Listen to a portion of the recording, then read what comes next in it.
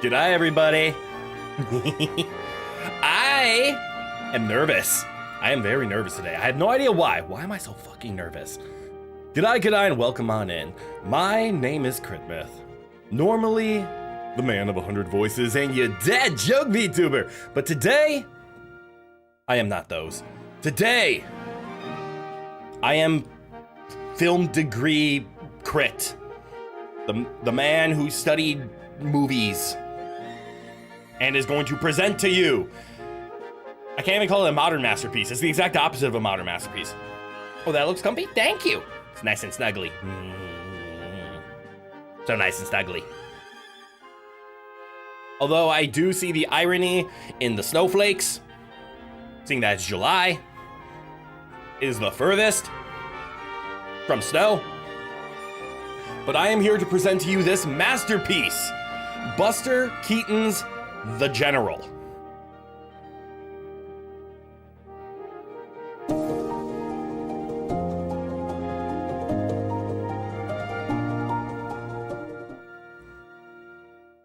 Emal, thank you for maintaining your knighthood to the kingdom of the Roman Empire. Kingdom? Empire. The Empire! The Empire salutes you. Thanks for the renewed membership.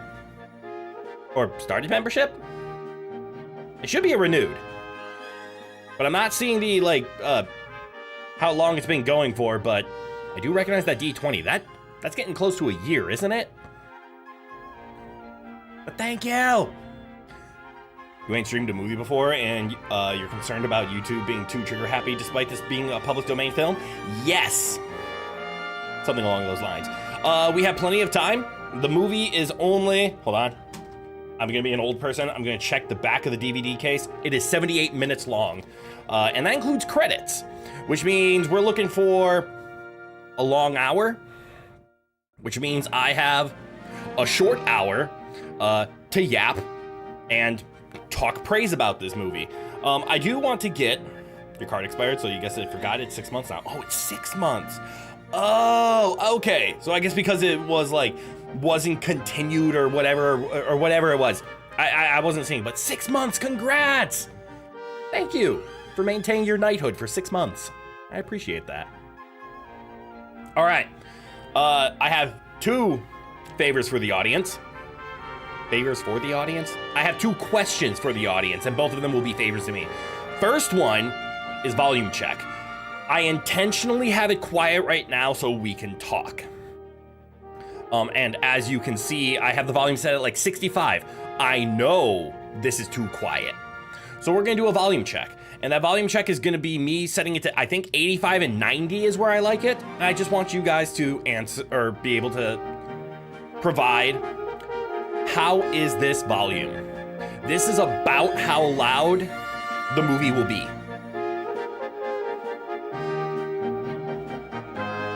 Is this enjoyable? Is it too quiet? Is it too loud?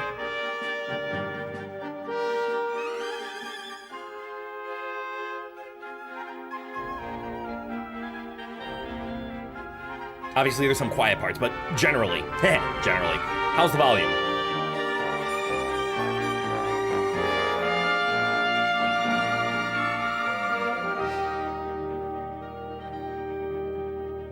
Is that acceptable?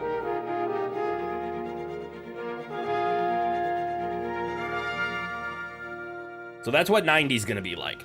That seems like an okay volume? Okay. I will aim for 90. I will keep an eye on my volume measurement, so maybe on loud parts, I tone it back a bit. Maybe on some extended quiet parts, I kick it up a notch. More or less, I'm trying to get it to hover just below my normal talking. The audio seems fine, but you still want to get to the voices. About that. Who's gonna tell him? So it's your first time doing a watch along for YouTube? That makes sense because YouTube would copyright the shit out of everything. Except this movie is so old it's in the public domain. The part that I'm nervous about is technically this is the remastered version, so it might fall outside of that. Because when was this remastered version made? Hold on, I got the disc here. 2008. All right, nobody tell him. Yeah, so, this remastered version came out in 2008. Does he know? We're gonna find out. So yeah, that came out in 2008. That is clearly not in the public domain, but I think this should be safe. This is the exact same version that is currently posted to YouTube, so I think it'll be okay. But yeah, and I need to go into the brief history because again, the movie's only about a long hour long, so we have plenty of time. The history of the General. I found this out recently, actually. It was considered a commercial failure. Given the plot, that doesn't surprise me. So let's give some background on the General here. Who you see on screen is the director, writer, and star. This is Buster Keaton. Most people do not know who Buster Keaton is. Most people know his, I can't say counterpart, but it's more like a rival. Most people remember his rival, Charlie Chaplin. Charlie Chaplin was famous for what I describe as Looney Tunes humor. The whole extravagant, pain-causing, over-the-top style of humor. A person's walking around a corner, a piano falls on their head, it crushes them, the piano opens up, and then the person does the little, sorry, that's me, I hit buttons. I should not do that. Uh-oh. Understood. Plus make go fast. That's bad. Plus is what's tied to all of my faces. I can't do faces during the movie. That's okay, we'll be watching a movie. So most people know Charlie Chaplin. He was a little more well-known, especially in today's society, than Buster Keaton. Buster Keaton, and you will see this, has a comedy style that I more describe as the accidental situation. As an example, Buster Keaton's comedy is the type where a nonchalant person is walking down the street, but goons and assassins have been hired to assassinate him, but he doesn't know he's a target. So as the assassin walks up behind him with a bat and is about to swing at his head, he notices a coin on the ground. So he bends down to pick up the coin, and then the assassin swings to hit another assassin in the face, who then drops a brick on the previous assassin and they both die. And then the person picks up the coin, doesn't notice a single thing, and just goes on with his day. That is Buster Keaton's comedy style. It would be fun seeing it go faster as you change faces. No, it would be fun, but it ruins the movie. So Buster Keaton has I don't want to call it the awkward situation, but I'm going to. The awkward situation style of comedy.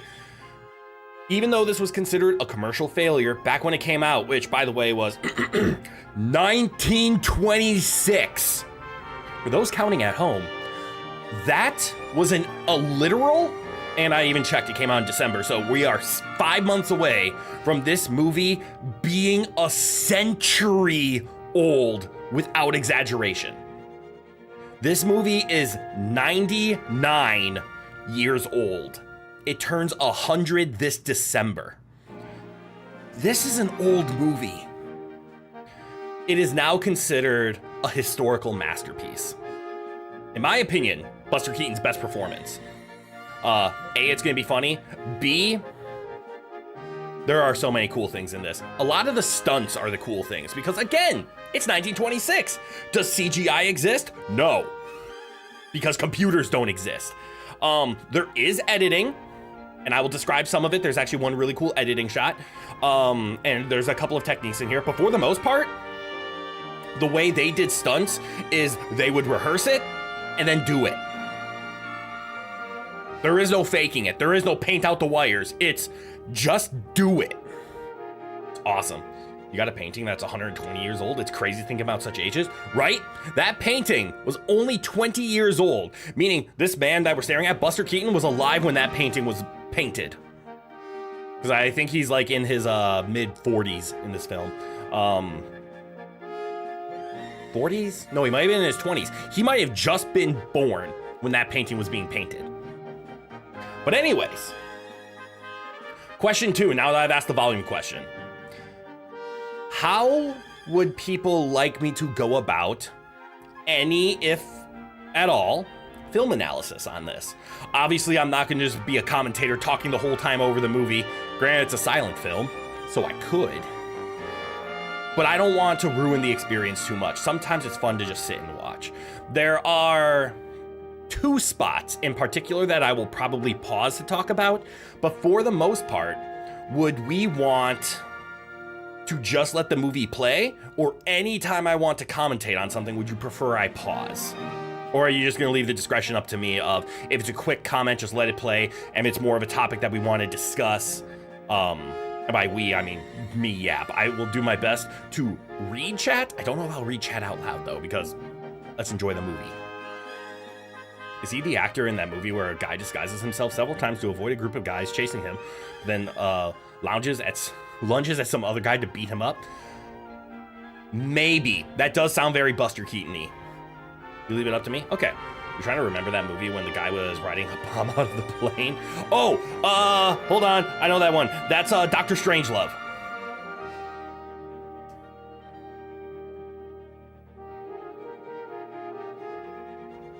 I'm 95% certain that's what, yeah, where a bomb is dropped and a guy is riding it backwards and yee-hawing like a cowboy. I think that's Dr. Strangelove. Who stars in that? It's the guy who plays the Pink Panther. I can never remember his name. I'm like 90% certain that's Dr. Strangelove. Anyways. All right. So in general, because it's the general, I will just let the movie play. I might chime in from time to time. If there's a big topic, there are 2 instances where this is going to happen. I might pause to talk about it, but since it's a silent film, the only thing I'm going to be talking over is the score. And actually, I have a Peter Sellers. That's his name. Yeah. Yeah, the Pink Panther and the guy and the man who plays Dr. Strangelove. Yeah, Peter Sellers. Thank you, Joe. But yeah, is there anything else I want to like really get into about this? There is one thing that I'll say. So 1926 is the year this came out. 1927, in my mind, is not the end, but the last year of pure silence. Because 1928 is when the first talkie came out. And I know I've ranted about this in a different stream, but I'm gonna do it again. A talkie is a movie where people talk. And I was it called Bluebird? I can't remember the name of the first talkie to ever come out, but it was so popular not because it was good, but because it was the first ever talkie, and it completely killed movies. Which, by the way, they're called movies because it's pictures that move. And talkies, it sounds a little weird when you hear it, but it's called a talkie because it's pictures that talk. Yeah, the word movie, the one that we're so used to in everyday vernacular, it's move-y. It's a picture that moves.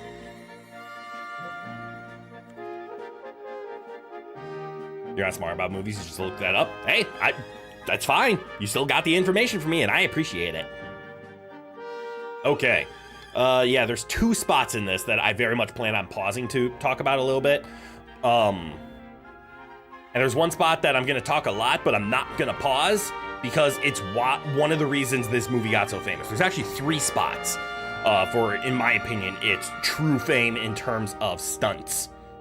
One is expensive. One is impressive.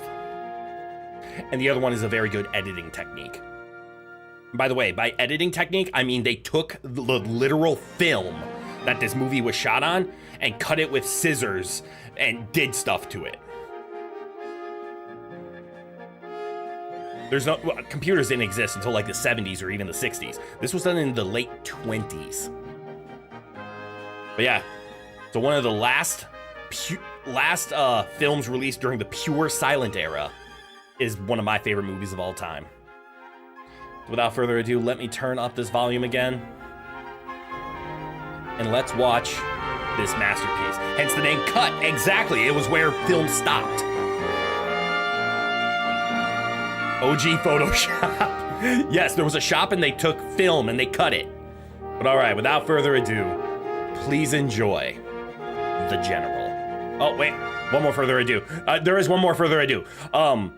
Even though this is a silent film, I praise it because even dialogue sections, because everybody, if you think back to silent films, how did they do dialogue? You watch a character talk, then it cuts to a black screen with a title on it so you can read. I think this film has 11 of those.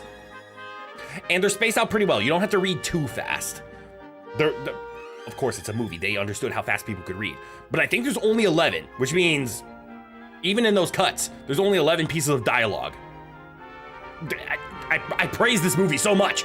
All right, let's get to it. I want to watch. Oh, here it is. I forgot how to play it.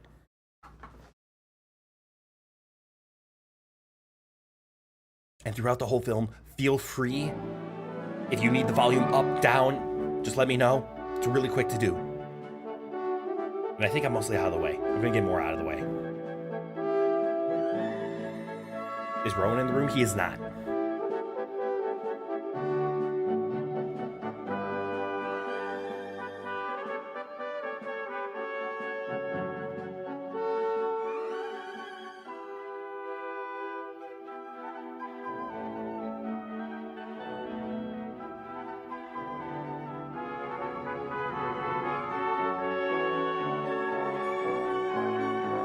Nobody on that list is alive right now. Shh, there's popcorn. I said it's a 90, right? Yes.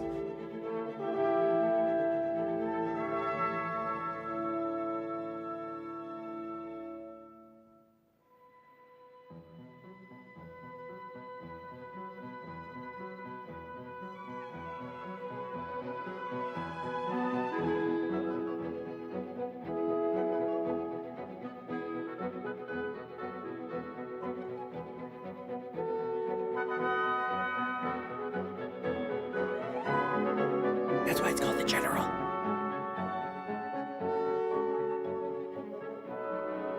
Again, sound check. How is it? It is a little quiet.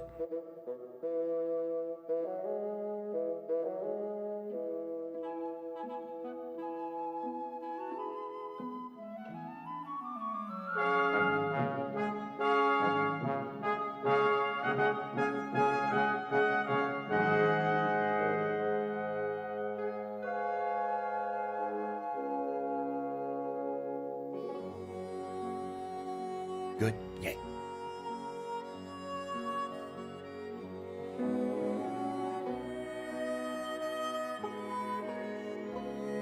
I guess I could narrate those sections, couldn't I?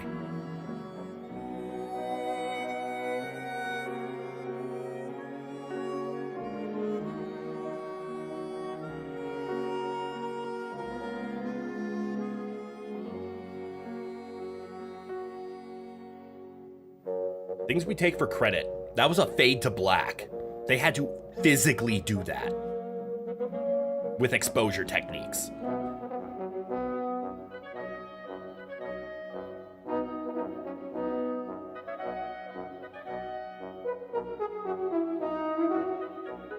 Why are the kids following him?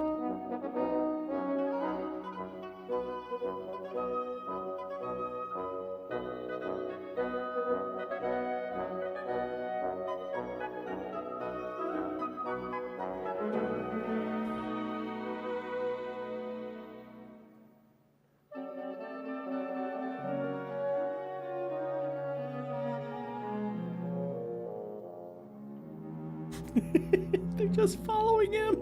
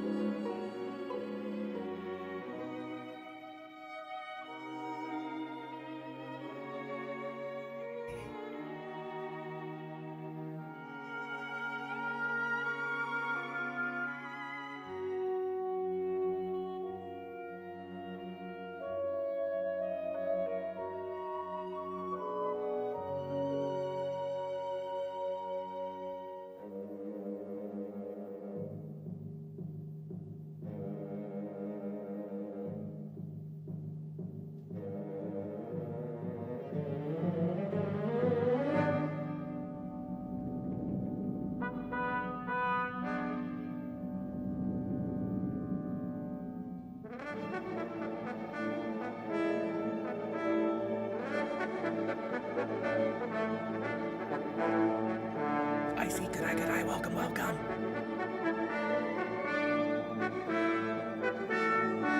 Oh yeah, Buster Keaton has a nickname. He's been called Stone-Face Keaton because he never shows emotion.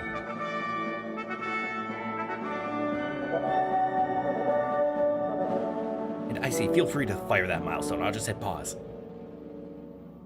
You've earned it.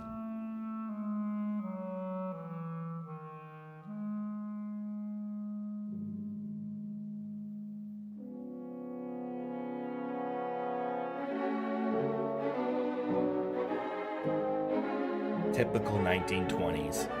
What do you mean you're not joining the army? Before marriage? How could they?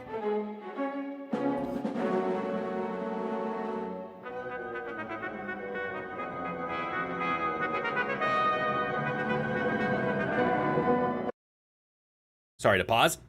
One thing I should note, it is 1926. They are talking about the war.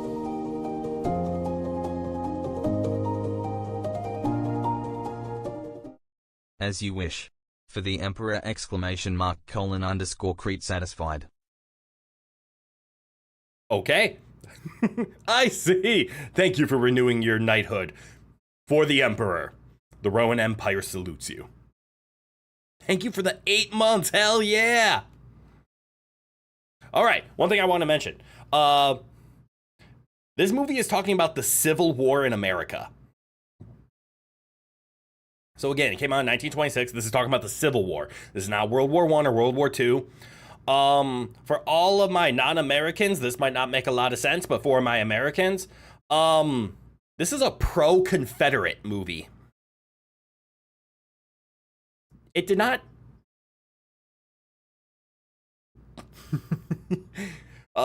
do well at the time for that reason. But now we can just look at it as historical and what it is. But it is not pro-Union. It was pro the Confederates in the South and the ones that were going against Lincoln and were like, yeah, let's not change things. So yeah, all the people we just met, how civil was the Civil War? Not. It just meant it was a war within the country. Isn't this back where the various states were their own separate entities? Yes. And that's where the Confederates and the Union occurred, is where did the states align in the decision of abolishing slavery? Were you for abolishing it? Or were you like, no, we want to keep that? Luckily, that's the side that lost, which is the Confederates, which is what this movie is for. But we'll ignore that part because it doesn't bring up that topic in the slightest. So we can ignore that part. Just know this is a pro-Confederates.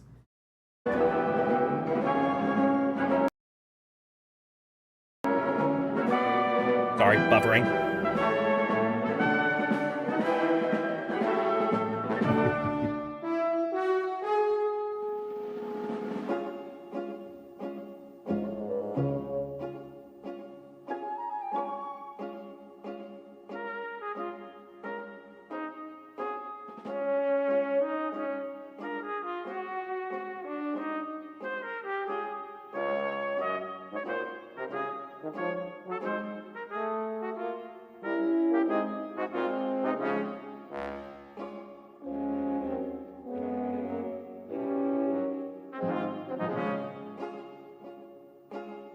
Keep in mind, there's no stunt doubles in this.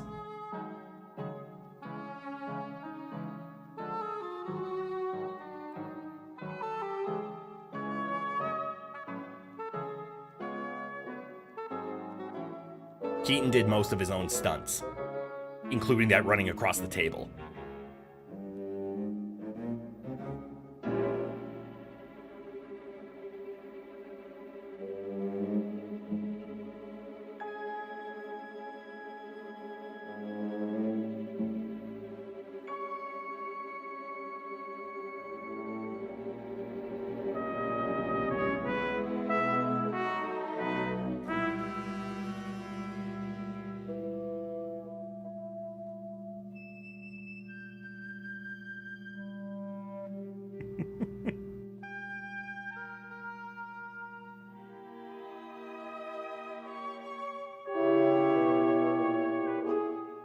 So cool. How they just convey things without words.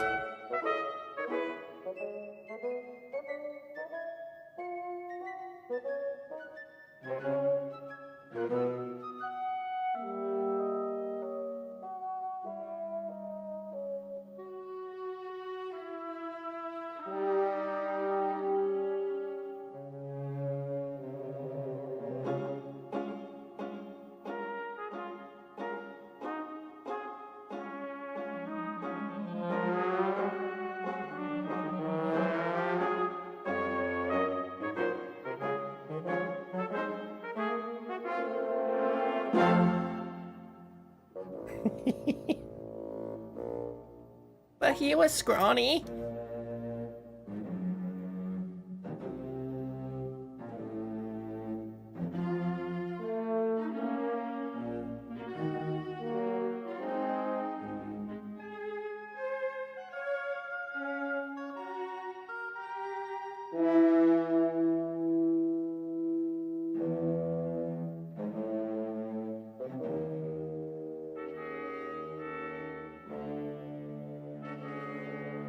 Just tell him he's more useful as an engineer. They're being so rude.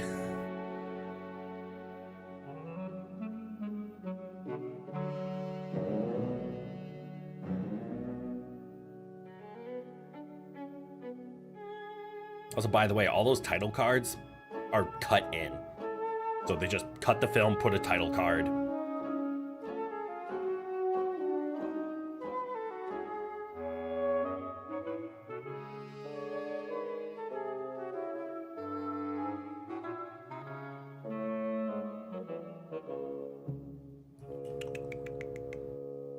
Misunderstandings with the father-in-law.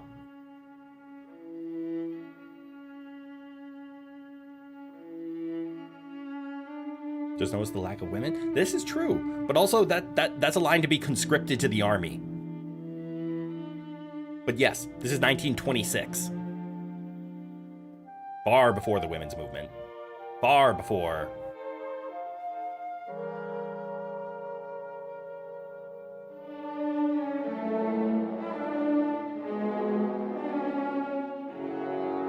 Wouldn't even get in line. They don't understand. They threw him out.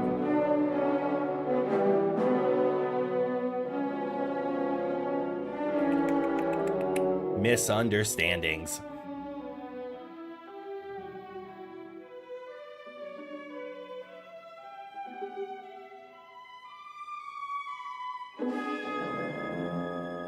That's also how I get rid of my junk.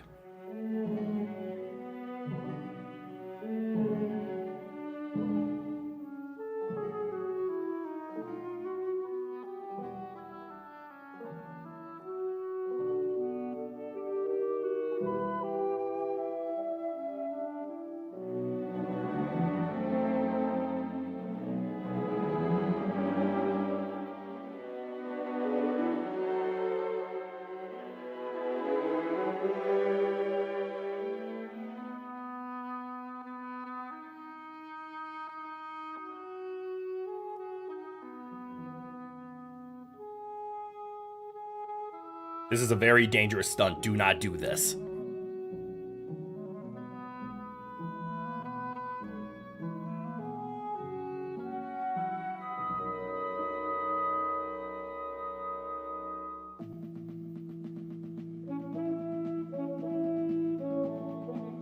Yes, that clicking noise is very often with cat owners and disappointed mothers. But yes, God forbid she found out the truth of like, oh no, I was in line and... Spy! I'm a spy!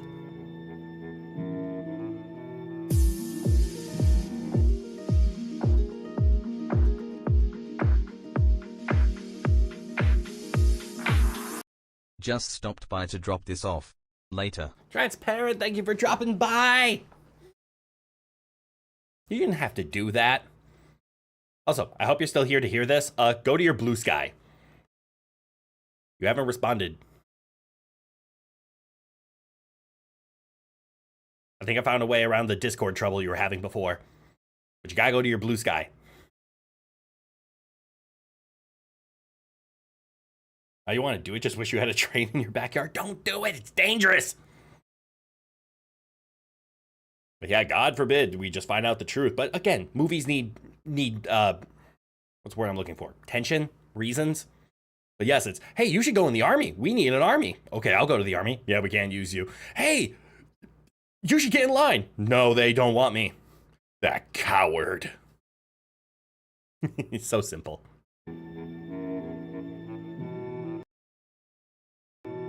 Okay, it seems any time I pause, it's gonna buffer a little.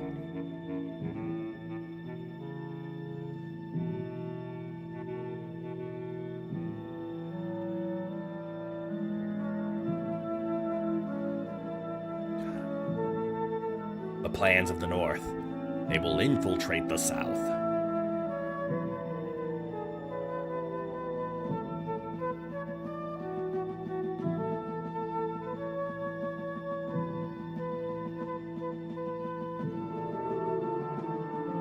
They will burn that bridge when they get there.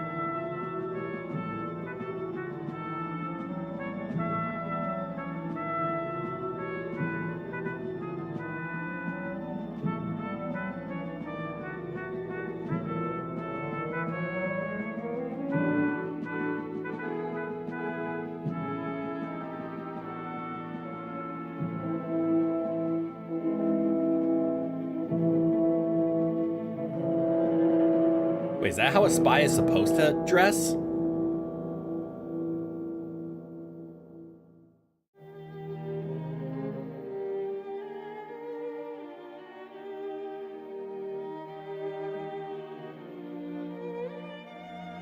Oh no!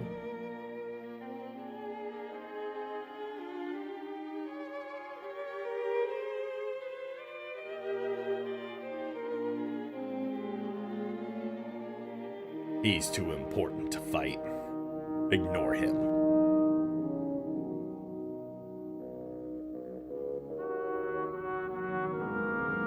Shrewd.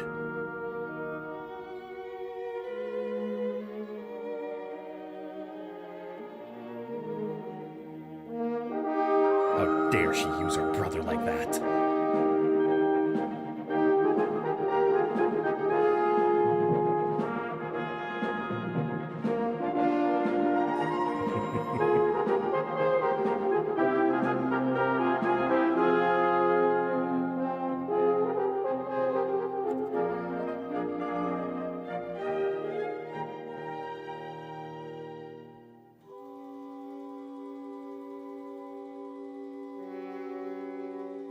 Remember, spies are supposed to be subtle.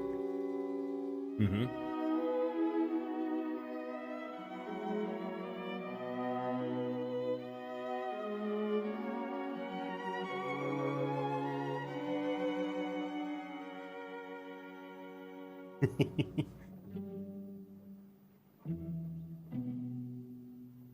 You want to see something very subtle?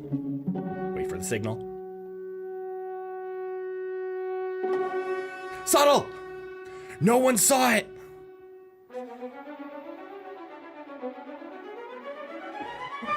Oh no! A woman! Capture it! Don't clip that sound effect, please.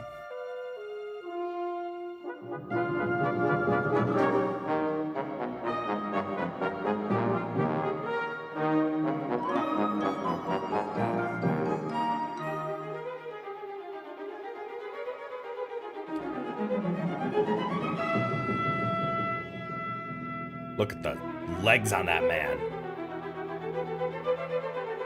He's gonna run down a train.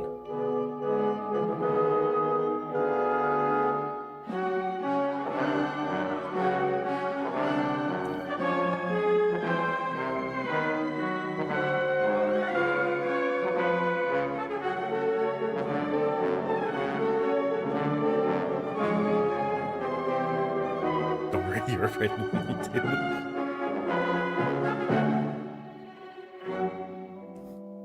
Don't worry, you have... Oh, I cut the lines. Don't worry.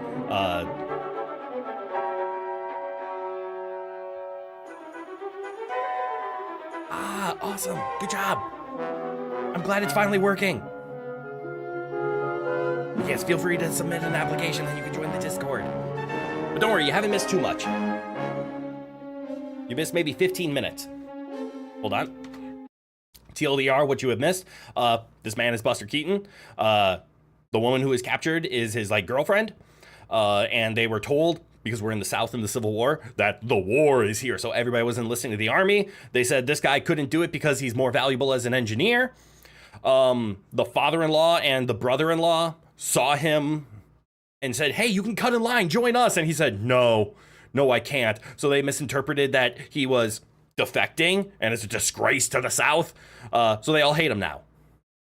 But he's a train engineer, so he's now going after his train that the evil North just snuck aboard and stole. There, you're caught up.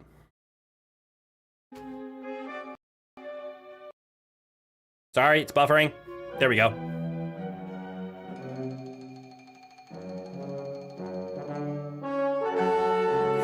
The fucking leg thing. And that's how easy it is to destroy a railroad. You just get rid of a rail.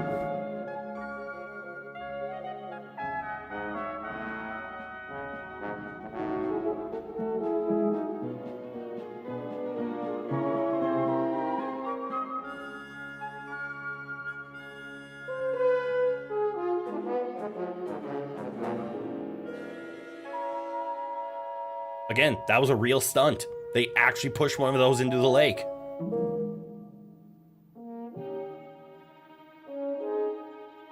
This was also a real stunt.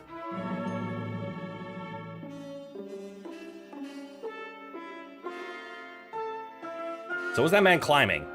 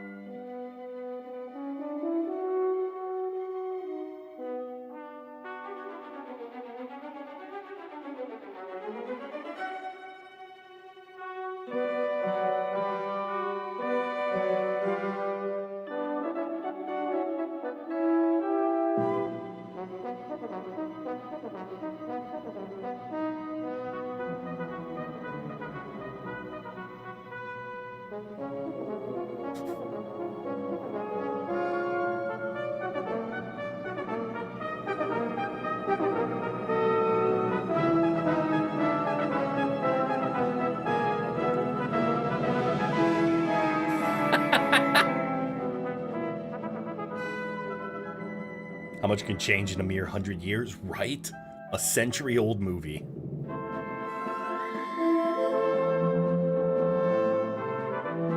Now again, not to say everything in this is real, but like 98% of it is. Like this is a real train, really moving. That is a real cannon, randomly parked. Quote unquote real.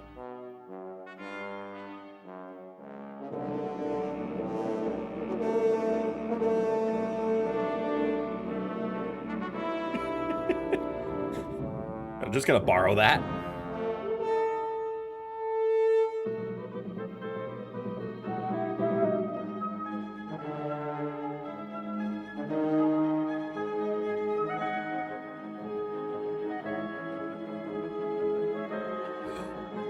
No, it's gonna destroy the water.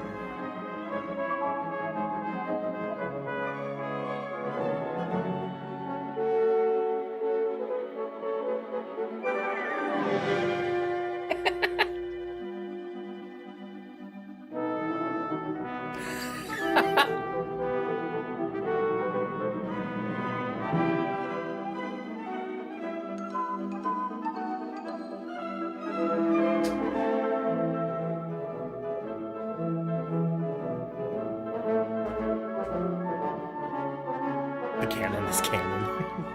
They're greatly outnumbered. Ignore that.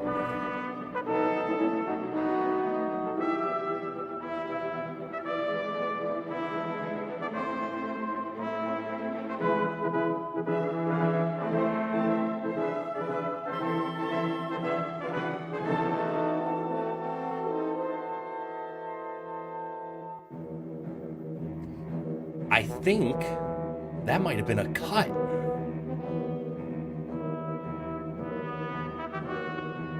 How to load a cannon. First, insert gunpowder. Second, pack it down with the protection, and then load the bullet.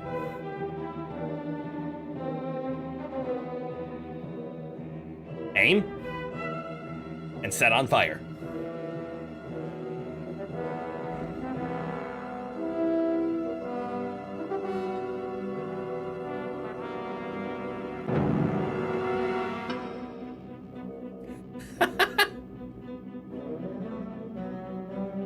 Clearly destructive.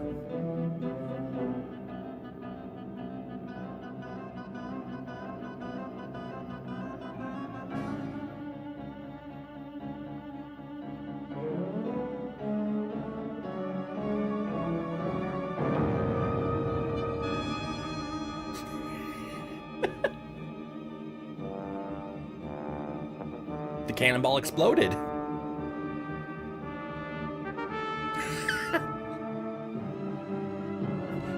If at first it doesn't work, use all of it.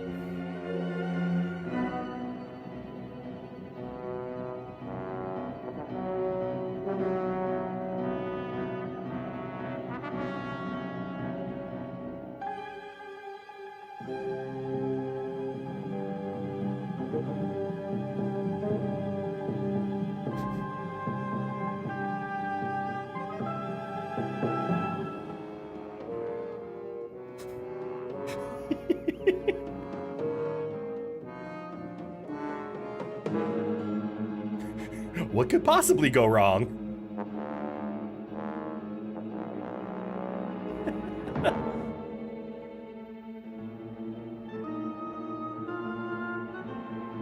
How'd that get there?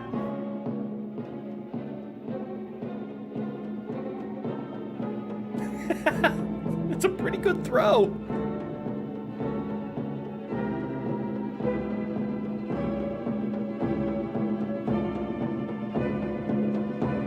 Safest place you can be.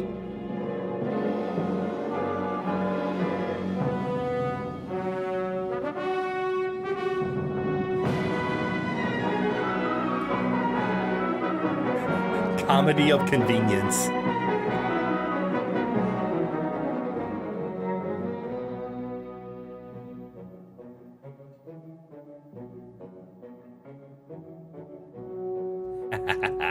They'll never see it coming.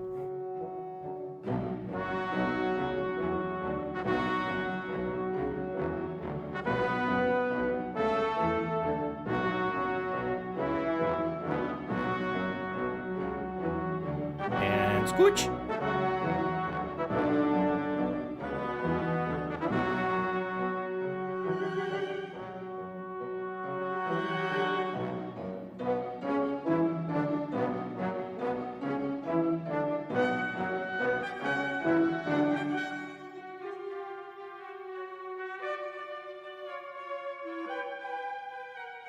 Notice how the other car is still moving.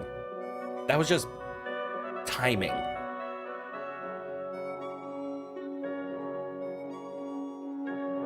But wait.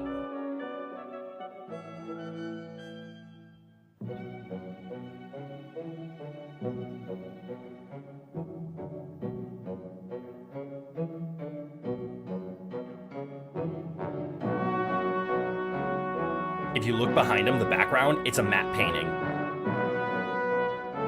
That's one of the editing things. Where he's sitting right now is actually in a studio.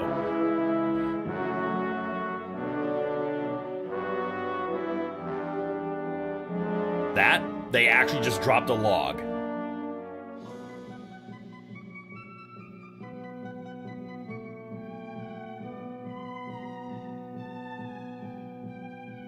That was one of the moments I wanted to point out. Clever editing.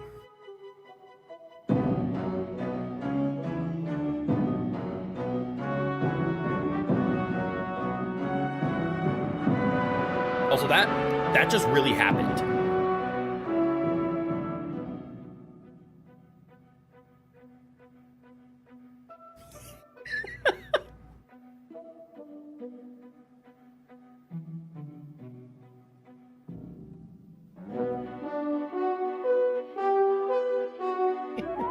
Zeno, good eye, welcome. Yeah, they just actually just pushed the train off the tracks. Speaking of, this was also done for real. How much budget did they spend on this? I don't know. But the answer is yes. Again, that was real. That's actually one of the most dangerous stunts that he did.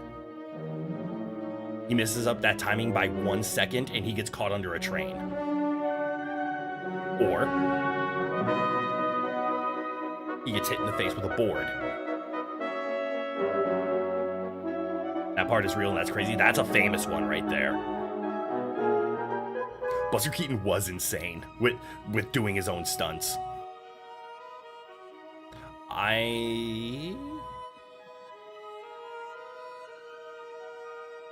Oh no, that was actually her. I thought that was a mannequin.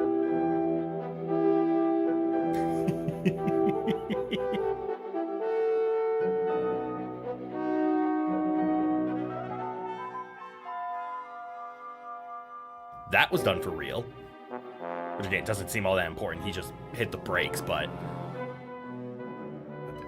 we take things for granted. This is like actual timing. Look at this. Best way to get that fear look, do real deadly stunts.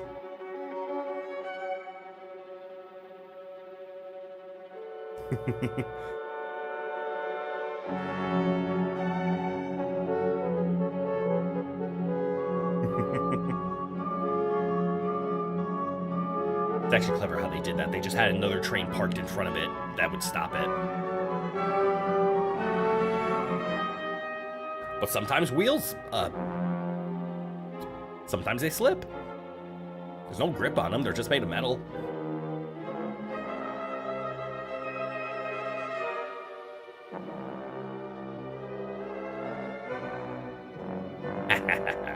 We'll set the bridge on fire.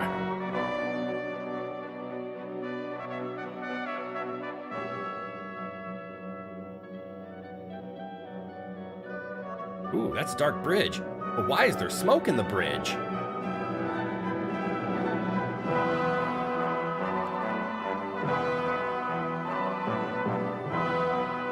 Oh.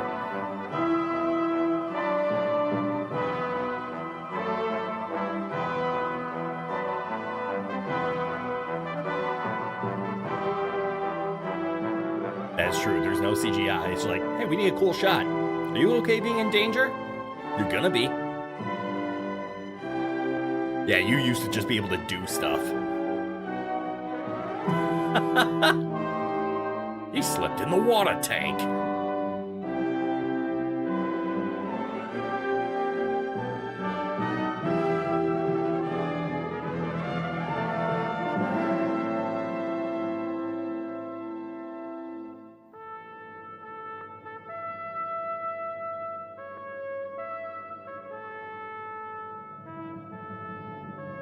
That's a very good call out, Kat. Yeah. They did something called overcranking, which is you spin the film recording faster than real time. So they were able to shoot much slower. Like, people could move slower, the trains could move slower, but because they were, oh no, it's undercranking. Because they were undercranking, it feels like it's moving in quote-unquote real time, but it was really like 5 to 20% slower, where a bunch of these stunts were allowed to do. That's why you occasionally get some people having that, like, I'm moving really fast motion. They're just moving normal, but the film was shot undercranked. Some things were shot normal like this, but also, shout out to the cameramen. They cranked that film manually. I don't think we had automatic spin at this point, so somebody was there with a hand spinning the film to capture this at a certain speed. Sorry, hit my microphone.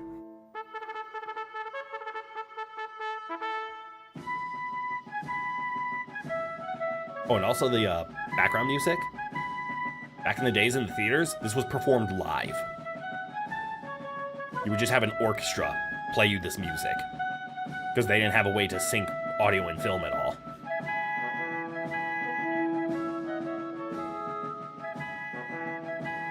Also, can we just point out that that's the Union soldiers right there? The soundtrack? Yeah. Obviously for this it's synced, but...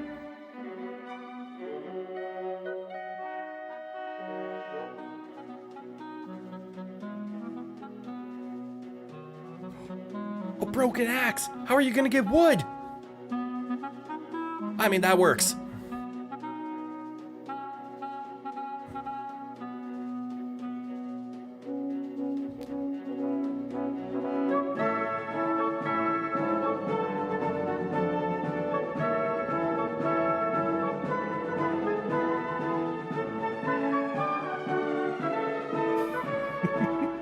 He drove a train all the way to enemy lines.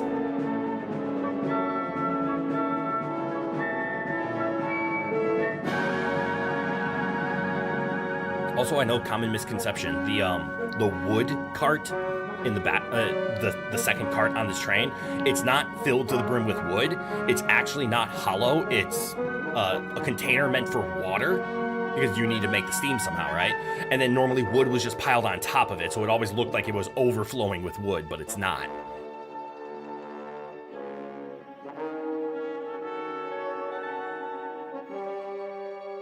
They're raining wood!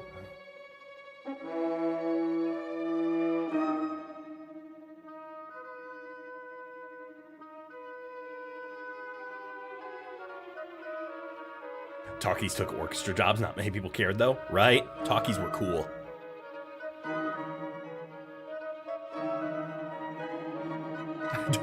I don't have a live orchestra doing this. Guys, shh, they're onto us!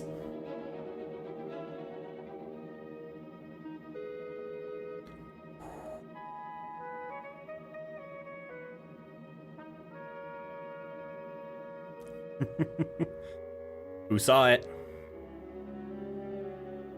That branch was a prop. There was a little gripper inside.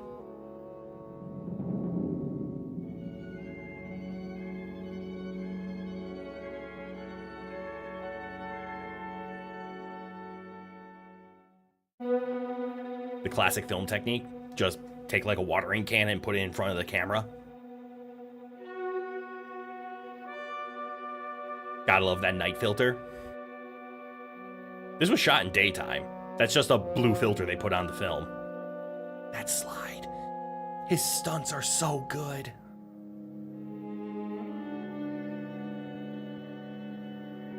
All right, guys, prepare yourself.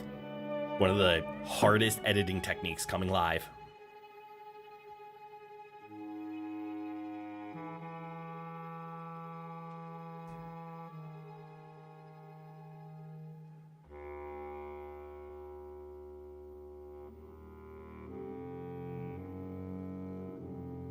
Oh, the wood's all soggy. You're not gonna start a fire with that.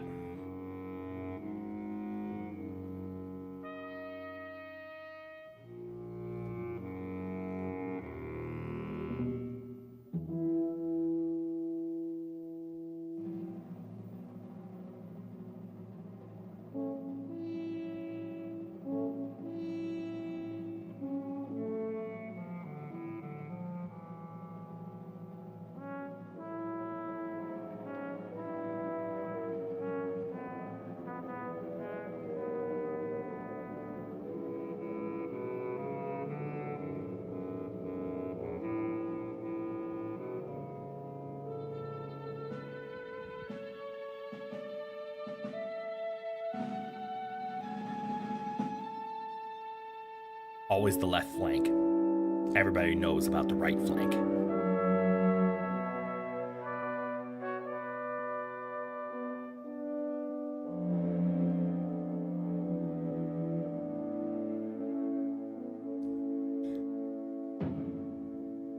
Do keep in mind, Zeno, these aren't the Confederates. The ones at the table are the Unions. This is a pro-Confederate movie. Buster Keaton is the Confederate. The soundtrack is great. Like, you gotta love orchestral being able to tell a story through music.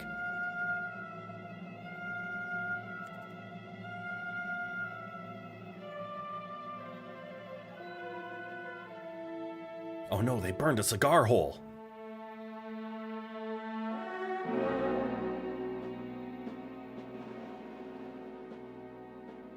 have a Confederate woman.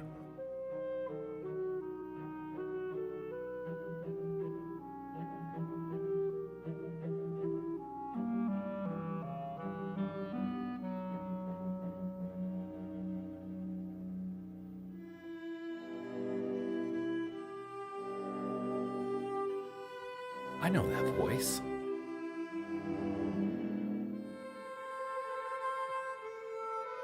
This. I said I was going to pause at a section. This was one of them. Also, I need to test something. Because I keep hearing my background sound. There's this one little sound that my computer makes, and I don't know if it's my Opera or if it's my AMD software, but this right here is one of the coolest editing techniques of the time. So there's two pieces of film going on here. One where it's the actual tablecloth and then the hole, and they filmed that. Cool. They then, on each frame, I can't remember what they actually did. They either cut out the actual film, so there was like a literal hole, or when they were filming it, they blocked the actual film, not like on the camera. They blocked out the film for this section so it wasn't exposed. And then they reshot it with the other part doing the exact inverse, putting a mat over the stuff that has already been exposed in order to get this shot. There's no such thing as, oh, let me just put something behind it. It's either literal or it did double passes. This is the level of editing that you had to do. You had to physically edit the film. It's so cool. All for this effect. This single shot right here was probably, I would guess, a month of work. All for that. Now he's literally just there.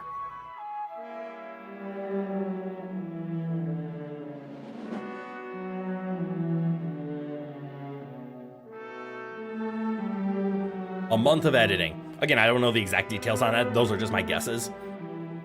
But that amount of work just for 3 seconds of Buster Keaton's point of view.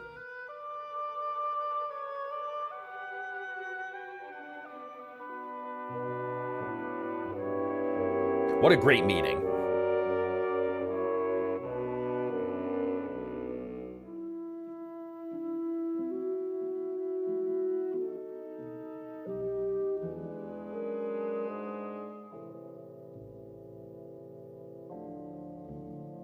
Cuts are not called cuts for no reason. Exactly. Also, keep in mind what they just did there. They put out the candle. This is Civil War times. We don't have electricity. That's why he did the thing with the stick.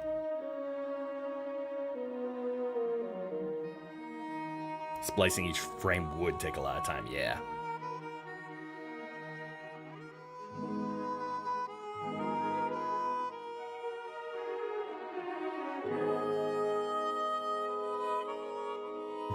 Exactly, you don't want to burn the candle down. But that's why they put out the light with the stick. Because I'm bad with my history. I can't remember when Civil War times was. That was mid-1800s, right? Mwah! Lovely sound effect.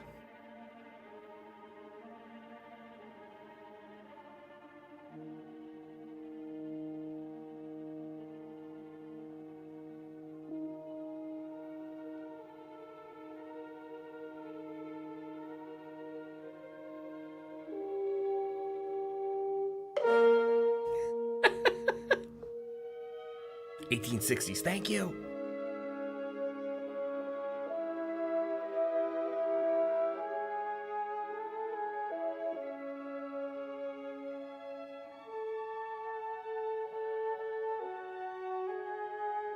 Think. You're in a silent film, you can't whistle. Hey.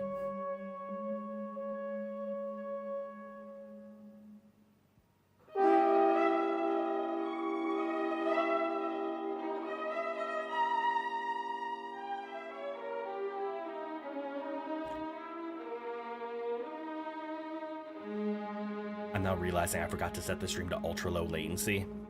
So I might be a couple of seconds ahead. Damn it. Damn it.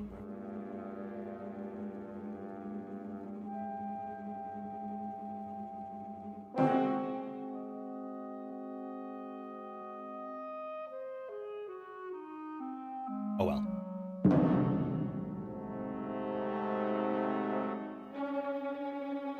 Of all the times for me to be like delayed interacting with chat, this is probably one of the better streams. Lightning!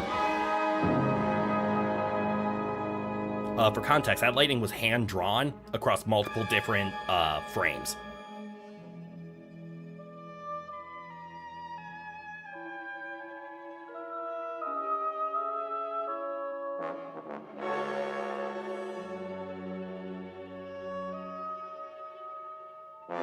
It's so good. That's another editing, that's another double exposure. That bear is not actually there. That's a second set of film being placed there. It might have been rear projection, but...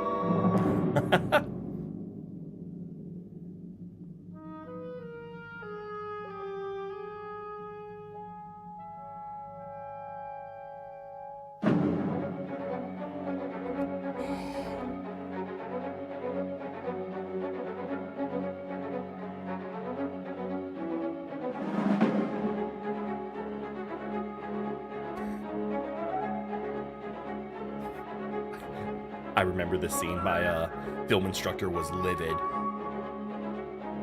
because she was like, there's no way someone just casually steps on a bear trap.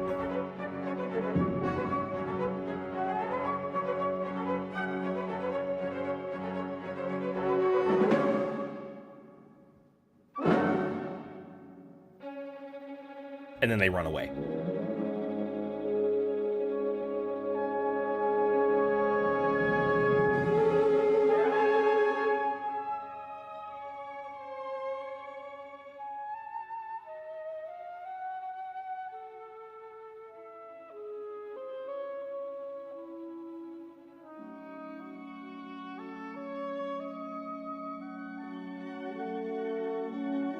They say that after running away from a bear.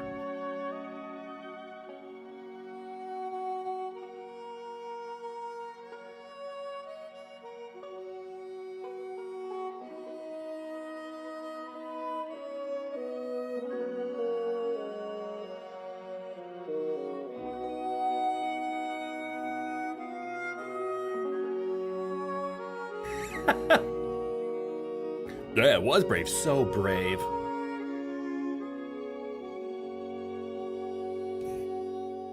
That hug always felt so awkward to me.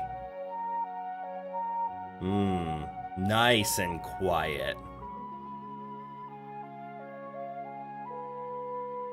Oh look, they took the filter off.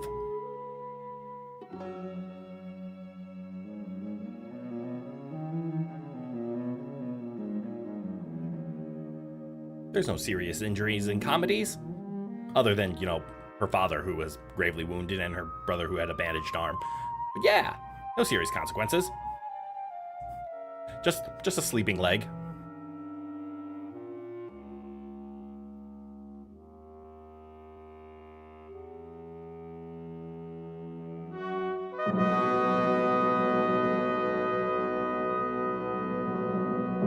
Huh.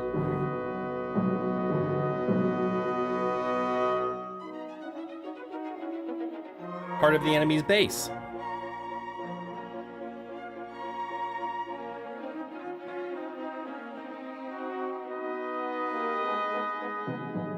The general. Two fours.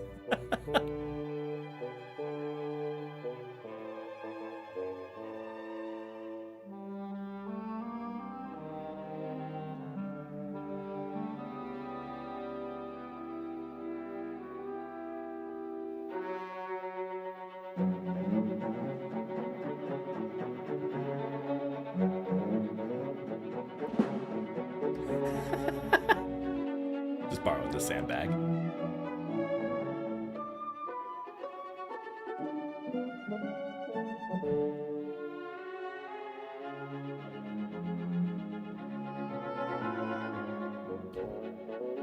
Never mind. Just a bag full of shoes. Yes. Also, you probably wouldn't believe what color half of this makeup is because it looks good in black and white, but if you had to see what it like looked like in person, so much different.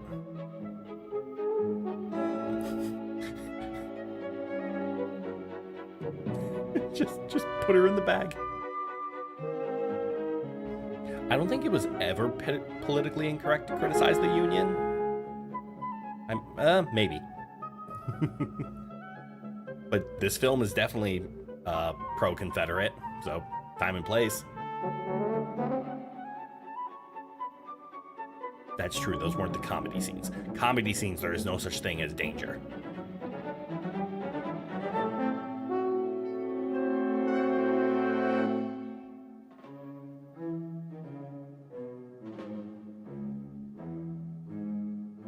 Yes. Using this makeup and color just wouldn't work. The Addams Family set was bright pink. That's a great example. Yeah, bright pink worked better than white in a lot of cases.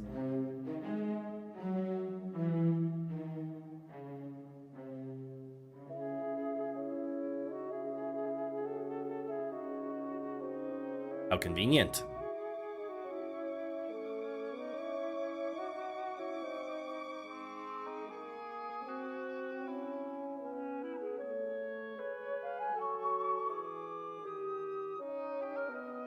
I'll get out of the way of the boxes.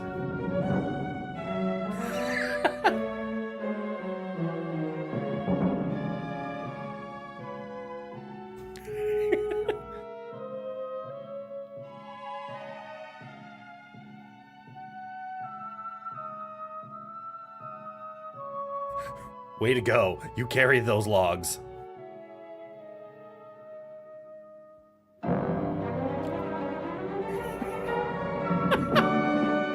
Such an aggressive swing.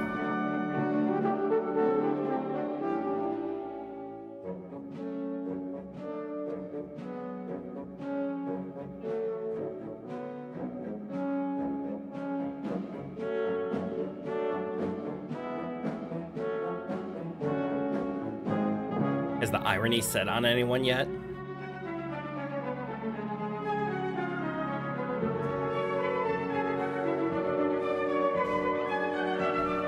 That the story of this film started with a Union spy stealing the general from the South, and we are currently at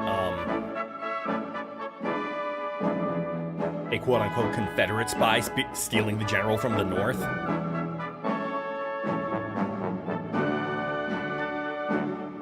It's literally the first half of the film, but backwards.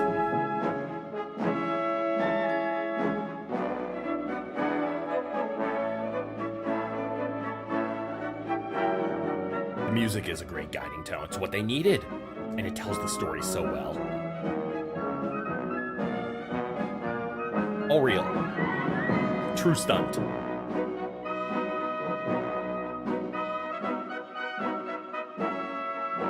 Also, that's vandalism.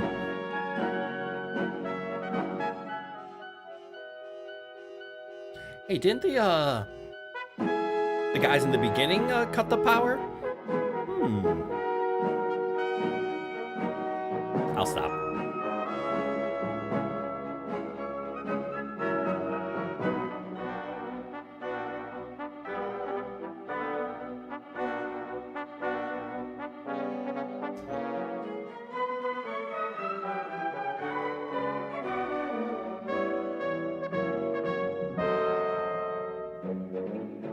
Hero. The Emperor has come to watch.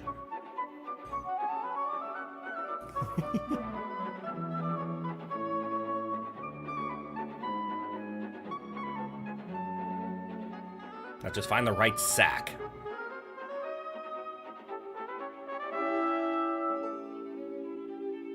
There it is.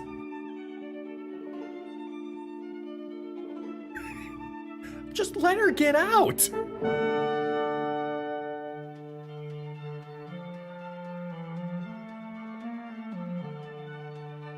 Vandalism in peacetime, tactical asset removal in wartime. Well said.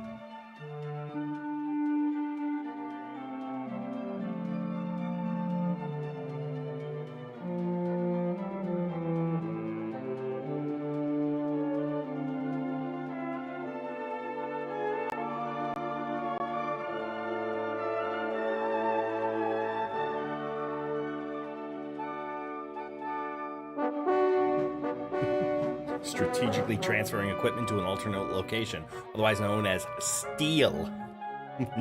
Well done, Zeno.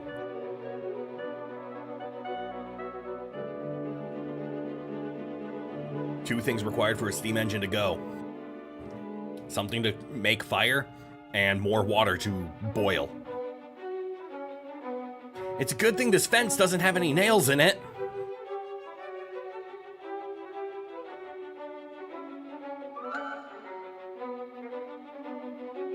Not the best time to ask, but is there a way to implement some kind of interaction to Pet Rowan? Yes. I don't know how to do it through YouTube, though. I know Twitch has a lot more interactions. Like, VTube Studio has some interaction through Twitch features. I don't know about YouTube features. I can do research on it, though. Because there is a pet feature in VTube Studio, so if I can find a way for you guys to control VTube Studio while watching YouTube, then yes. You can't take credit for that joke. It's an old military one. Good nonetheless.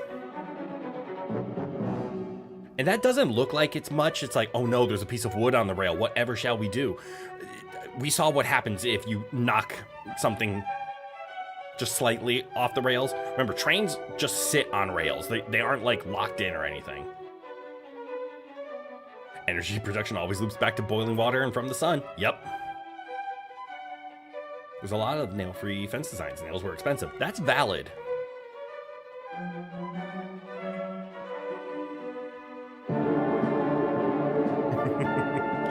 Criticize her. All she did was tie two trees together.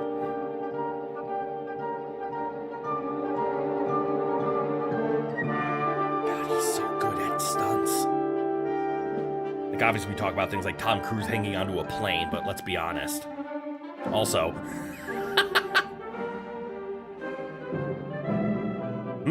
the Christmas tree approach was effective.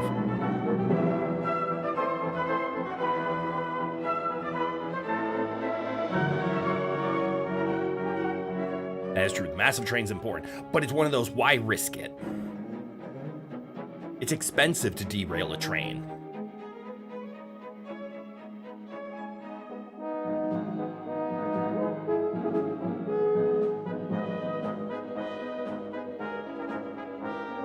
Oh no, another train. Ah, that's the big train.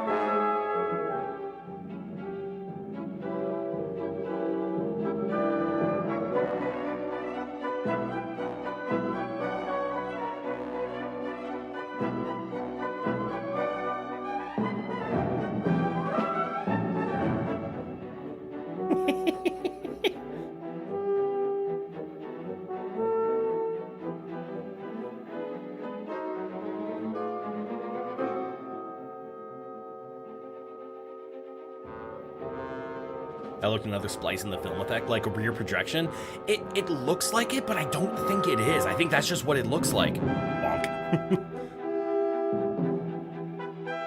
Because like what we're looking at now is not rear projection. It's just true film. They either did very good with timing, like having a rear projection, and as they would drop items, it would be the same items that line up with the rear projection. I think it was just shot on location, and the distance just looks like that, but I'm not positive. It's very much framed like rear projection was used, but I can't tell. Because like right here, this isn't rear projection, but it still has that kind of look. You know what I mean? Uh-oh.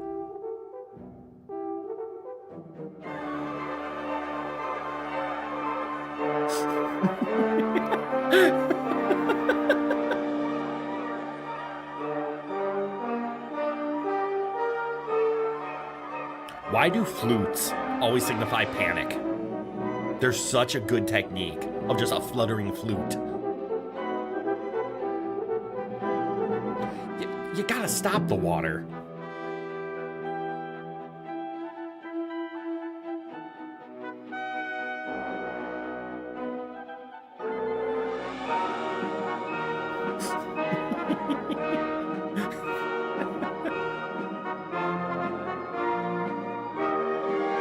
Tragedy plus time is comedy.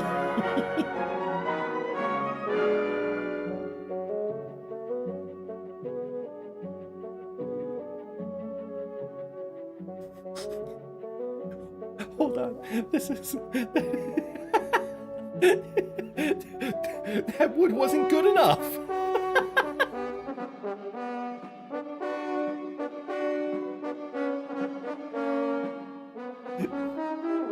Lady's going through it, yep.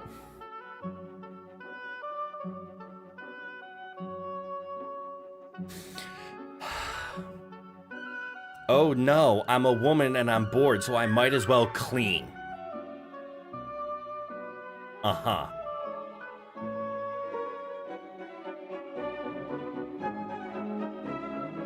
Yes, he's yelling at her, but also let's talk about how he isn't just like treating her special. It's like, what are you doing? Keep doing firewood.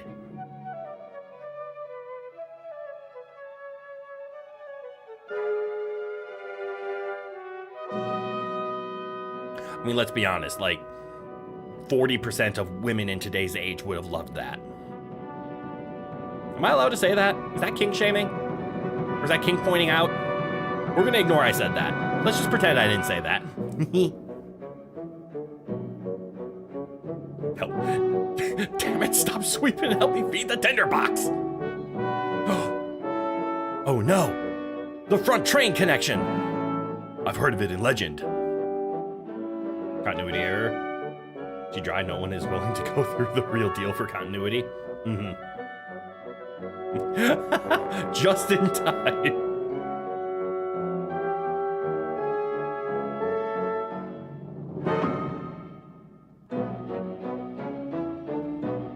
That is true, she did dry off rather quickly. But we could make the argument of it's hot in there.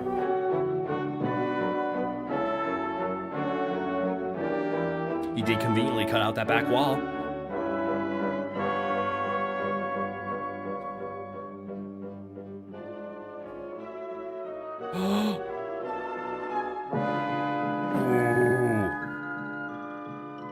Oh no, an impact. I mean, let's be honest, I appreciate that, but oh, a crushed train front, that can't be used anymore. Never mind, it's fine.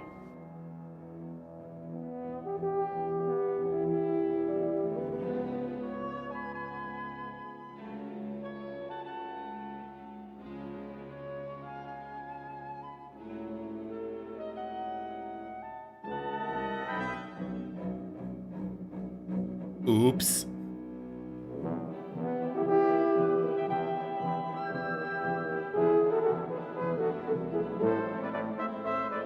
I said throw the brake!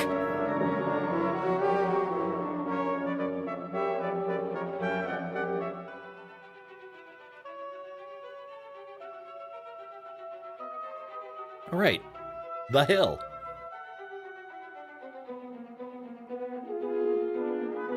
Just casually fall down a mountain.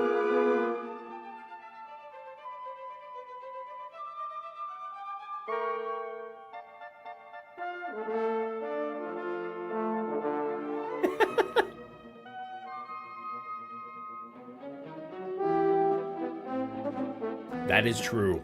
It is the South. Even with heat drying, that should not go that fast.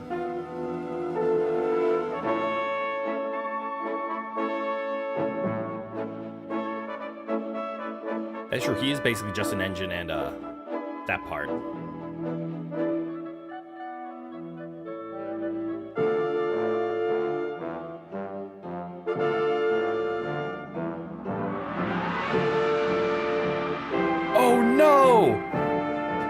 I need to pause there. Did anybody else catch it? Why that scene in particular was really good editing? I know I didn't set up the latency right, so that's going to be a while, but anyone have a guess of how that was done? Did they actually just drive a train until it stopped?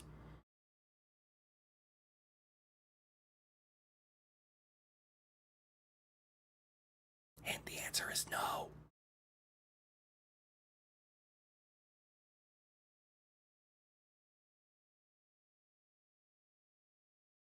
My DVD player just yelled at me. It was a reverse shot. Can I cut back a little bit?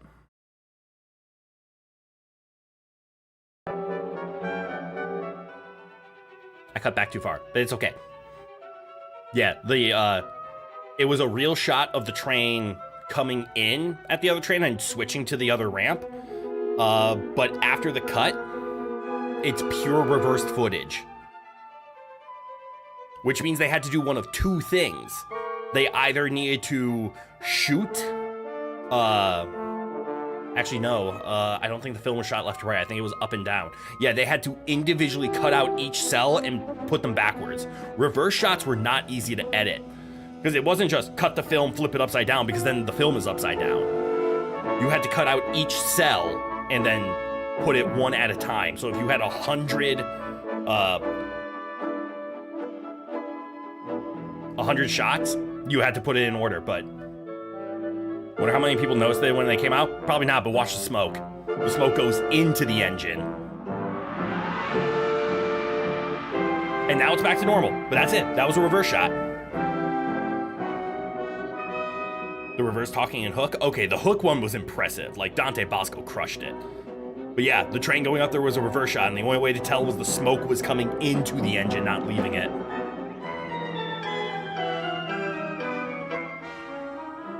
Such good calls by, like, the editors to be like, oh yeah, let's just reverse it.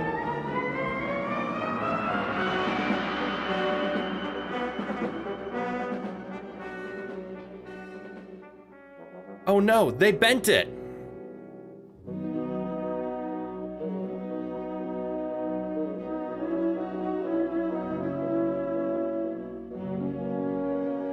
That's a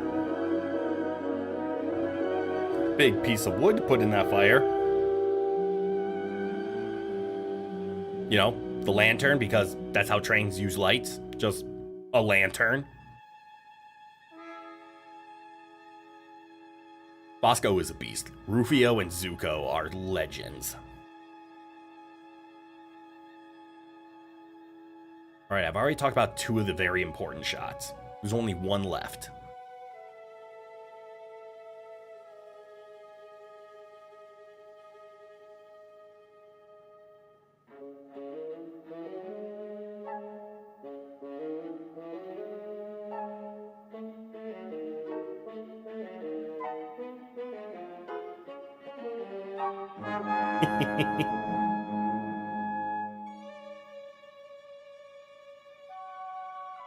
Oh, that's why he set the big stick on fire. He had to... He wanted a lighting stick.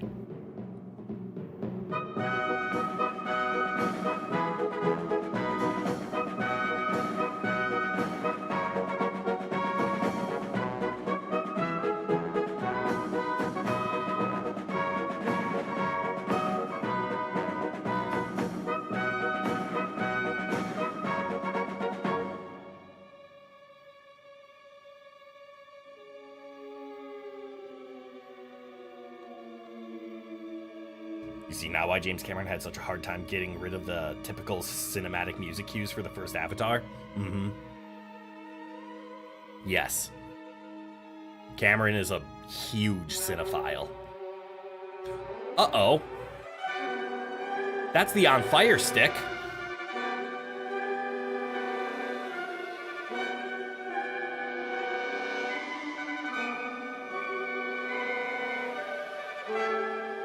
Also, do you know what the easiest way to make fake fire in 1926?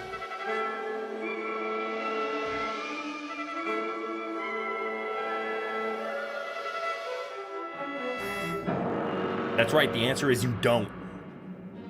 You just set it on fire.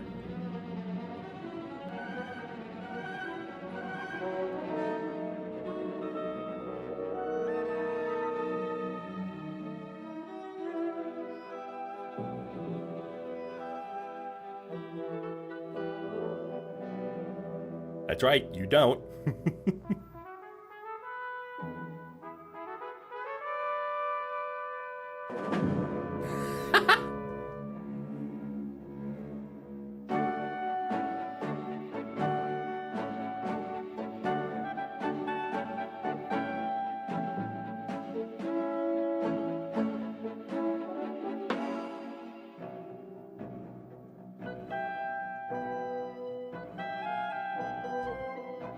Why are they shooting at me? Oh, that's right. Okay, I think we're far enough in that I can mention it. Have you noticed that everything that he is doing to escape is what the original spies did to him? Except he's having a much better time with it.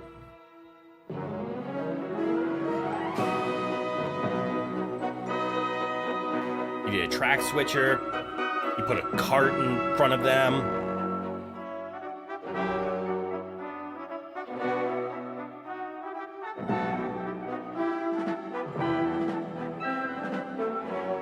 Fires had its own god for most of history. Agreed. And now we have CGI.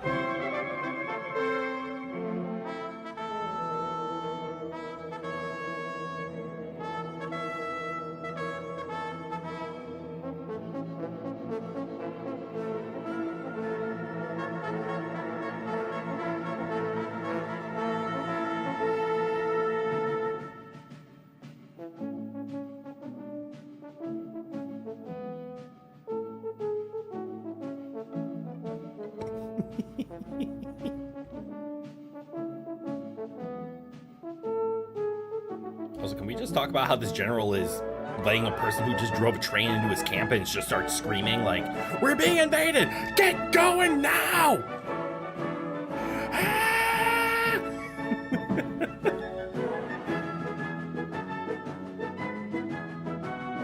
I'm like, yeah, okay.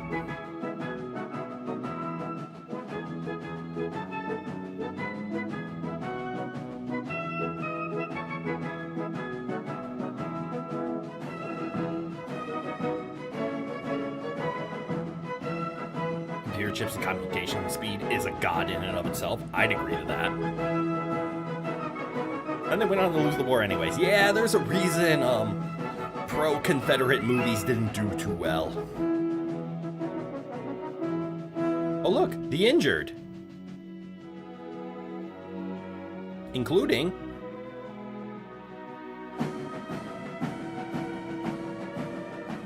By the way, he literally just dodged horses.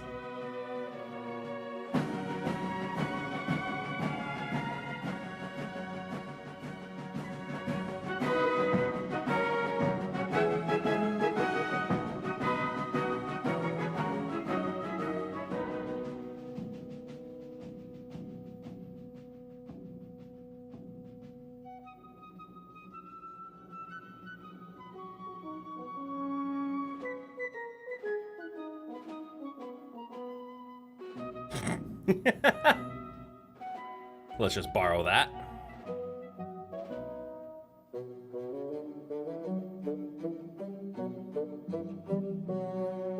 Then we get the engineer.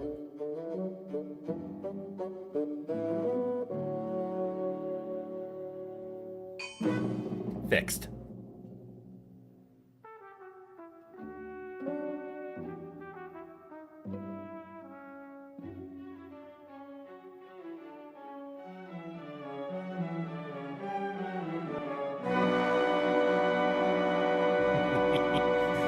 Yeah, Neo hot shit for dodging bullets. Watch me dodge a full horse.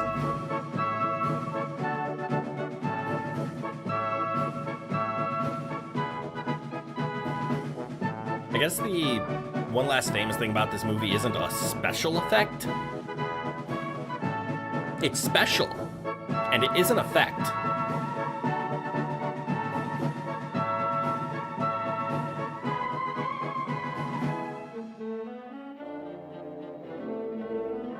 snipers stop generals wearing fancier clothes than their saber? Exactly! Because they would just be taken out.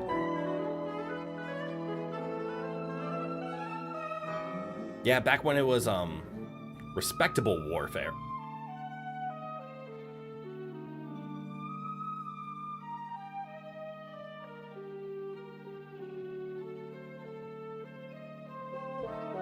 Generals wore fancy. But then, as soon as long-range warfare came in, yeah, that bridge isn't that burned. Just go.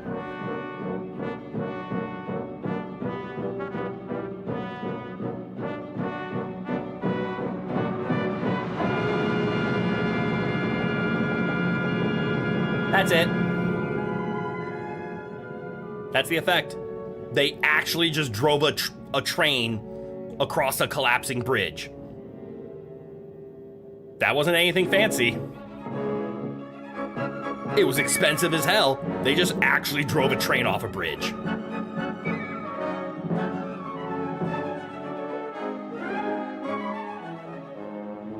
I'm 90% certain the driver of the train was a dummy.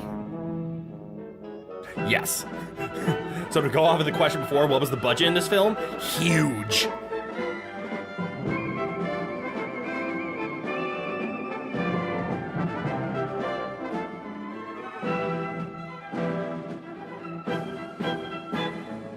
Honor means nothing in the face of efficient.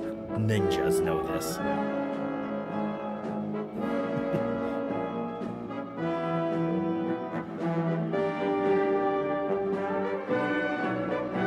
He'd have to be a dummy to drive over a burning bridge.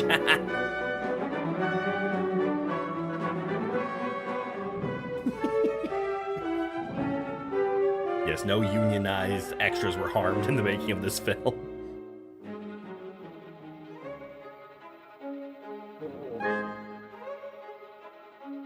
Oh, there's your... Yep, put the sword back together. Nice and easy.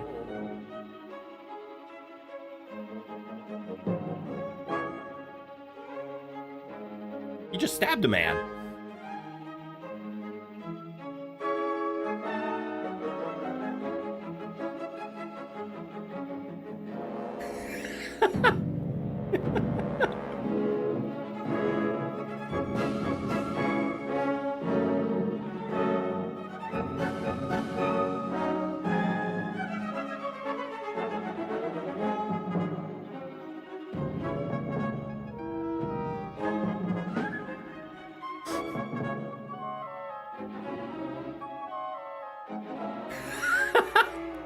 Just like the guys at a barbecue.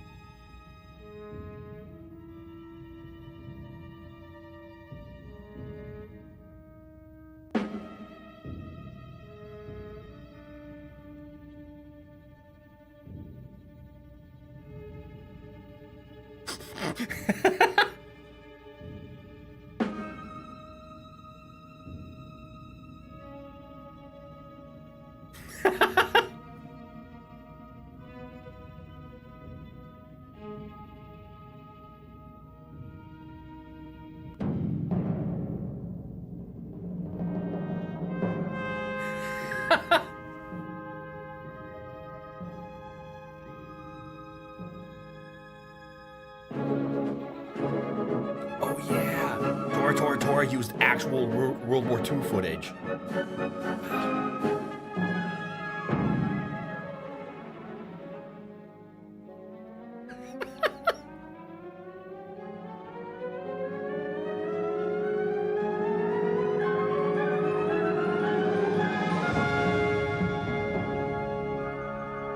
Again, how do you do that? You actually just blow up the dam. No, they didn't actually stab a man for that shot.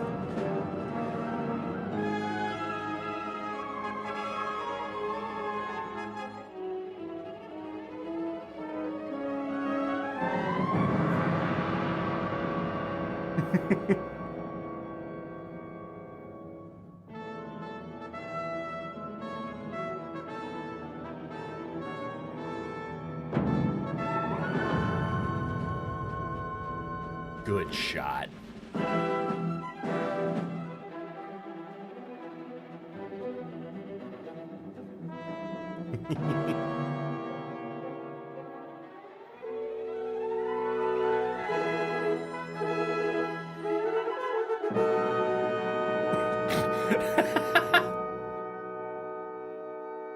Can we acknowledge that he just took command of the army and they listened to an unranked soldier? Well, maybe he grabbed a officer's uniform. Real confiscated planes. Oh, they have more pressing matters during the real attack than filming the damage. That's valid. That is valid.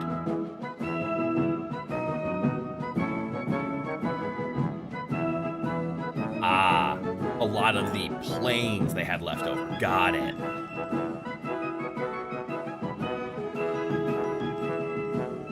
I misread. And no, we're not going to count that as killing someone.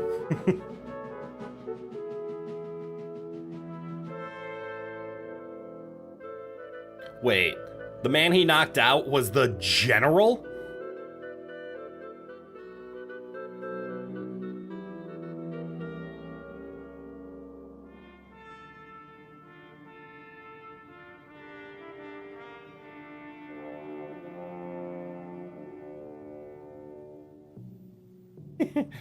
Come this way, come this way. I don't mean to alarm you, but I have a gun. So this way, please, please. No. After you.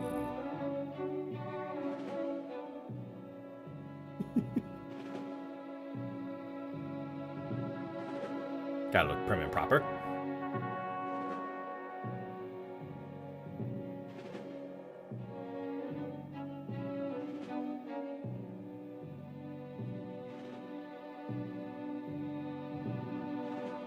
At least they have respect.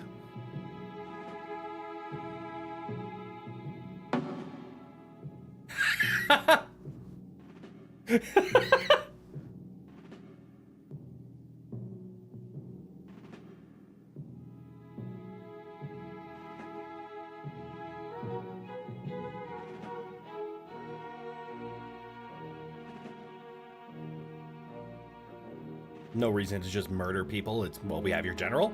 Come quietly.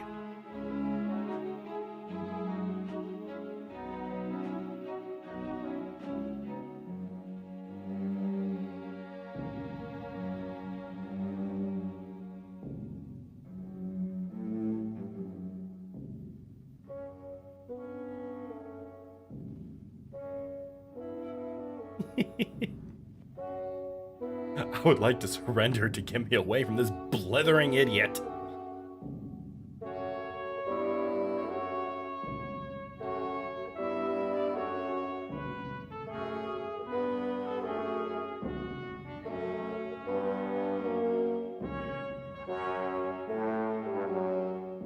You're welcome to the stream. Have a nice one, Alexius.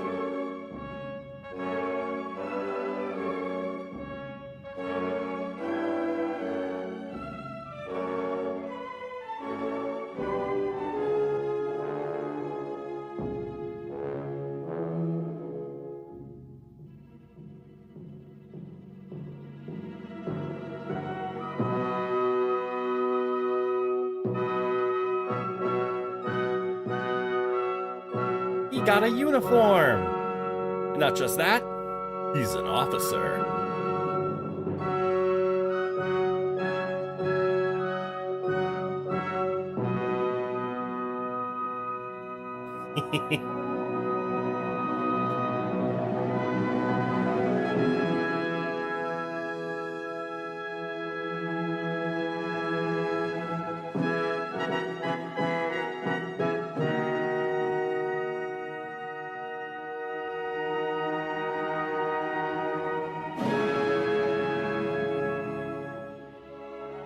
That's not your uniform. This is your uniform.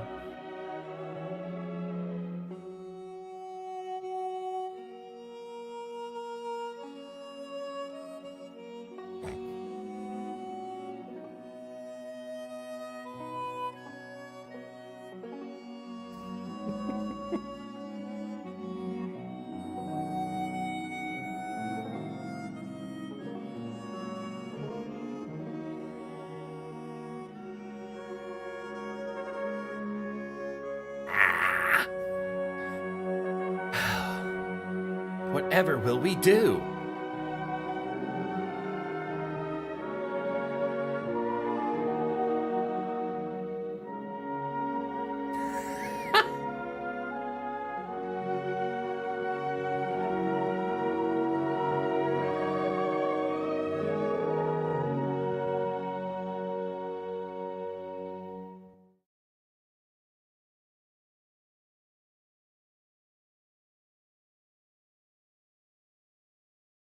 Wait, why did I do that? Oh, I hit stop. It loses full screen. Okay. Well, that was the general.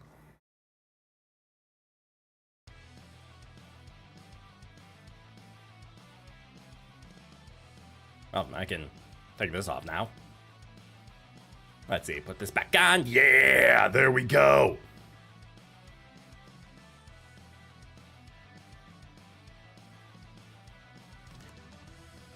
All right, let me get this all set up.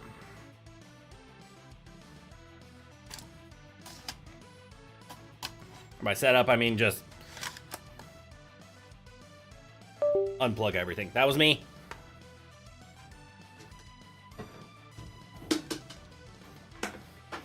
Because that wasn't anything like a YouTube video. That was just me plugging in a DVD player. You feel lied to? He didn't even try to sell you insurance. Different the general. But yeah, that's the general. I learned about that movie while I was in film school, and I loved it. Like, let's just talk about The Elephant in the Room. That's a 100-year-old comedy. And even today, I hope you guys laughed at it. I tried to temper myself because obviously I've seen this film like 20 times, but also I didn't want to laugh over everything, and I still ended up laughing. I love this movie. It's so like good. Like, you get the beats, you get the story, you feel the soul. Granted, it's a pro Confederate movie. We're gonna ignore that part. And yes, Charlie Chaplin got a lot more popular with the anti-war stance that I took, which is a good stance. Don't get me wrong. My film teacher, she prefers Buster Keaton, as do I. And the way that I believe she described it was Charlie Chaplin films, or maybe this was my father. Can't remember. My father's also a film buff. You've seen clips from it. It's pretty good. Yeah, it's nice. I love this movie.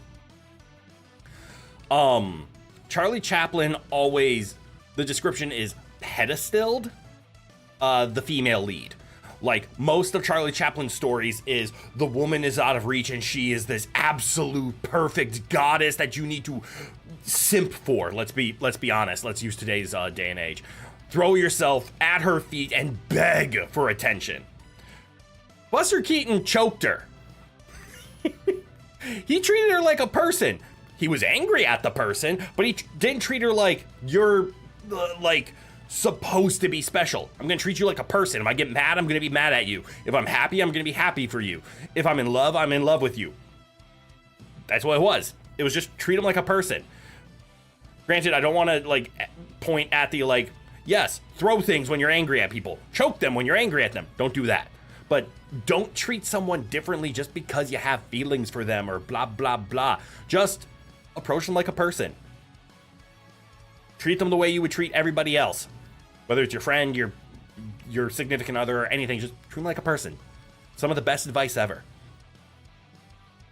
Very funny movie, but as a poli-sci major, almost all of your favorite movies are depressing as fuck. Understandable. I was actually a little scared this wasn't going to get as close to the ending as possible, or end of stream as possible. I thought we were going to end early, unfortunately. If you like a person, you're going to treat them a lot better than a person you actively dislike. And see, that's okay, but you're treating them like a person. Don't treat every person the same way. That's not what I'm saying. Don't stop treating them as a person is what I mean.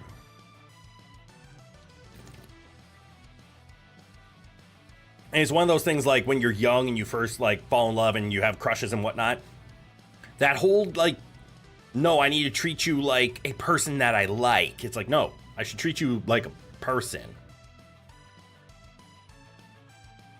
I might not be getting my point across, or like it's also a kind of fine line to dance around. Like I'm not saying treat them special, because you should treat them special, but remember they're still just a person. Don't forgive them for everything. Don't. No need to delve into this, but it's helped me a lot. I know back in high school I was like terrible at that. I didn't know how to express myself. It's also because I've been asexual my whole life and I just didn't know. But coming to terms with that has helped. But now that yes, within reason. I now am a lot more confident because I think the best advice, I don't know how I got into the dating advice thing. It's just standard yaps. The best like advice I've ever had was just, there's no such thing as the wrong answer. As soon as you think, what should I say for the right answer, you're already in the wrong. What you should be answering is the truth. There is no, how do I answer this to get them to like me more? The answer is tell the truth, and if they don't like you, you're not compatible. Oh well. But I'd be dancing around the point, you better get some tap shoes? Why? Then I would be loud. I'm a spy, I'm gonna stay silent. You aren't gonna realize I'm dancing. But anyways, this was a lot of fun.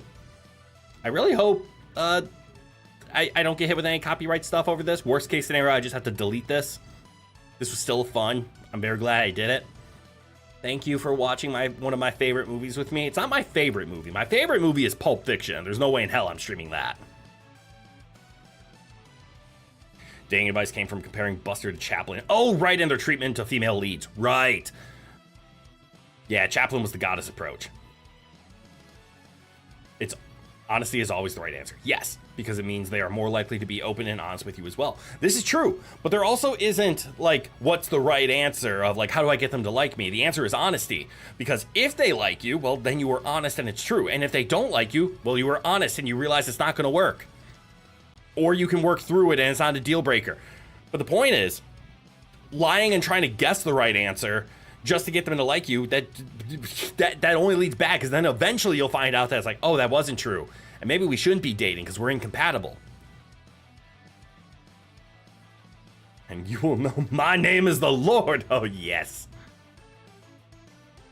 Commentary is much appreciated, very insightful. Thank you.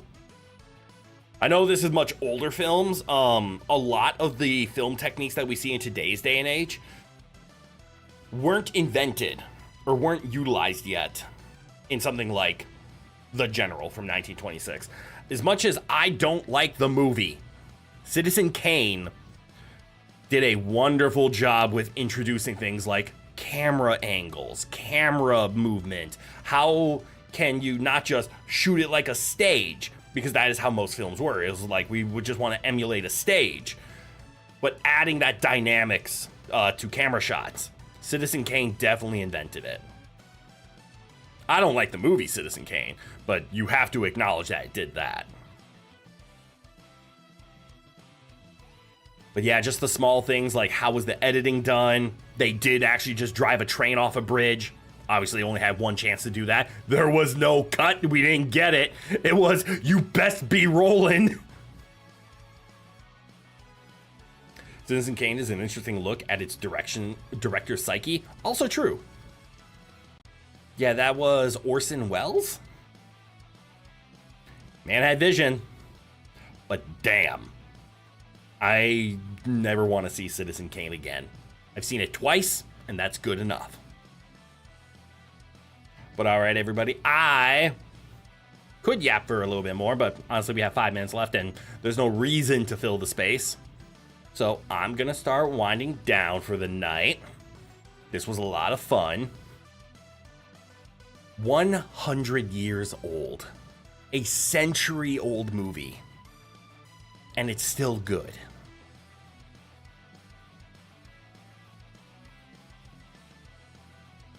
The only man big enough to play Unicron. Ooh, that's true, he did. I forgot about that. All right, what do we have planned for the weekend? I've already forgotten. Hold on, I'm loading it. All right, we have Dave the Diver and Lone Fungus. Perfect. Dave the Diver on Saturday, and then we're gonna try to finish Lone Fungus on Sunday. I don't know if we'll be able to, but we're gonna try. We're getting close.